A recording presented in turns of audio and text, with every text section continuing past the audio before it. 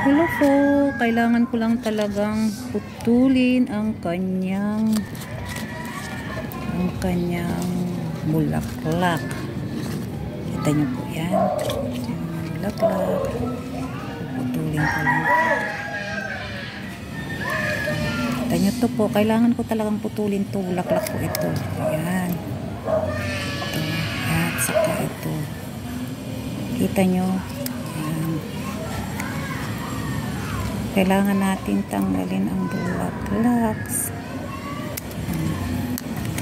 kasi itong bulaklak po ay inaagaw yung kanyang vitamins.